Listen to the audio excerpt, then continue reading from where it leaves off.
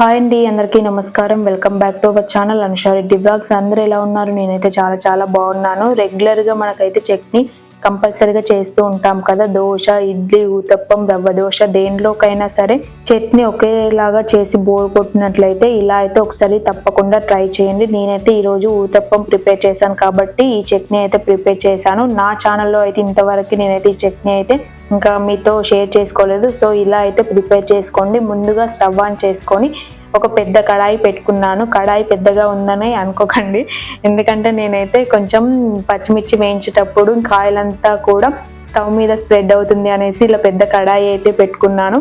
ఇప్పుడైతే కొన్ని పల్లీలు వేయించుకున్నాను. ఒక 2-3 టేబుల్ స్పూన్ అవుతాయి. సో పల్లీలు అయితే బాగా వేగిపోయిన తర్వాత ఒక ప్లేట్లోకి అయితే తీసుకుంటున్నాను.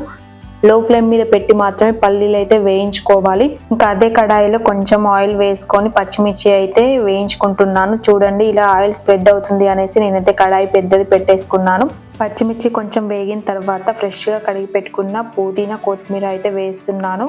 ఇంకా 1 టేబుల్ స్పూన్ పుదీనా, 2 టేబుల్ స్పూన్ కొత్తిమీర వేసుకొని అయితే బాగా ఫ్రై చేసుకోవాలి. క్రిస్పీగా కావాలి పుదీనా, కొత్తిమీర కూడా.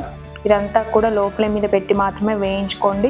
ఇప్పుడు బాగా వేగిపోయిన తర్వాత 1 టేబుల్ స్పూన్ మినపప్పు వేసుకున్నాను. అది కూడా బాగా ఫ్రై అయిన తర్వాత ఇందులో చట్నీ బాగా మంచిగా టేస్టీగా రావాలి అంటే మెయిన్ రీజన్ అయితే వెల్లుల్లి అండి. వెల్లుల్లి కొంచెం ఎక్కువగా వేసుకుంటేనే టేస్ట్ అయితే చాలా బాగుంటుంది. నేనైతే ఇక్కడ 7 to 8 అయితే వెల్లుల్లి వేసుకొని బాగా ఫ్రై చేసుకున్నాను. కొంచెం జీలకర్ర కూడా యాడ్ చేసుకున్నాను. అన్ని బాగా ఫ్రై అయిన తర్వాత ఇంకా ముందుగా వేయించుకున్న పల్లీలు కూడా వేసుకొని ఒకసారి అయితే ఫ్రై చేసుకోండి. ఇంక ఇప్పుడైతే స్టవ్ ఆఫ్ చేసుకున్న తర్వాత 1-2 టేబుల్ స్పూన్ అయితే నేను ఇక్కడ పుట్నాలు యాడ్ చేశాను. ఇంకా ఫుల్ స్టవ్ ఆఫ్ చేసుకున్న తర్వాతనే యాడ్ చేయాలి. ఎలాగో అవి అయితే రోస్టెడ్ కాబట్టి మనకు అవసరం లేదు. బట్ ఇంకా కొంచెం ఆయిల్లో ఫ్రై చేసుకుంటే టేస్ట్ అయితే చాలా బాగుంటుంది చట్నీకి అయితే.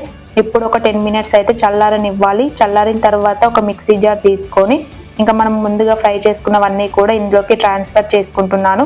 ఇంకా సాల్ట్ అయితే వేయలేదు కదా, ఇందులో సాల్ట్ అయితే మీకు రుచికి సరిపడా అయితే వేసుకోండి. సాల్ట్ వేసుకొని కొన్ని వాటర్ కూడా యాడ్ చేసుకోవాలి. ఇంకా నేనైతే ఉత్తప్పంలోకి ప్రిపేర్ చేసుకుంటాను కాబట్టి కొంచెం గట్టిగా అయితే చట్నీ ప్రిపేర్ చేసుకుంటున్నాను. నార్మల్గా ఇడ్లీలోకి అయితే కొంచెం వాటరీగా చేసుకుంటేనే బాగుంటుంది.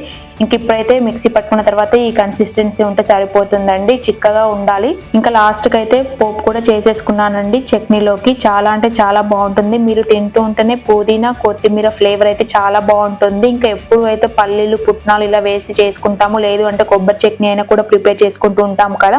ఒక్కసారి పుదీనా, కొత్తిమీర కూడా వేసుకుని ఒకసారి అయితే మీరు ప్రిపేర్ చేసుకోండి. మీకైతే తప్పకుండా నచ్చుతుంది. ఇంకా కొత్తదనంగా ట్రై చేసే వాళ్ళకైతే చాలా బాగుంటుంది.